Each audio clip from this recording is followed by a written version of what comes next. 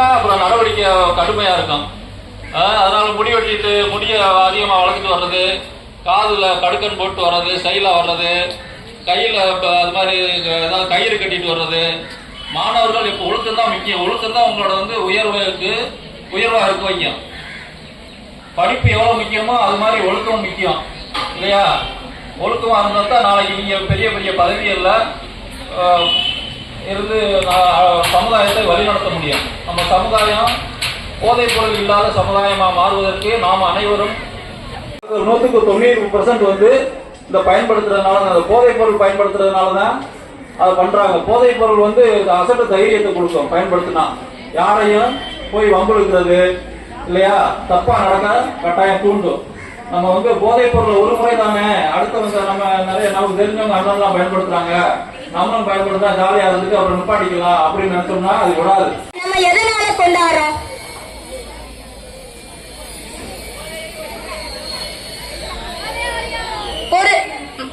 அதாவது ஒரு நாடு நல்லா இருக்கணும்னா ஒரு வீடு நல்லா இருக்கணும், ஒரு வீடு நல்லா இருந்தாதான் ஒரு நாடு நல்லா இருக்கணும். வீட்டுல இருக்கக்கூடிய குடிமகன் ஒழுங்கா இருந்தா மட்டும்தான் அந்த வீடு நல்லா இருக்கும். அப்போ இப்போ இருக்கக்கூடிய குடிமகன்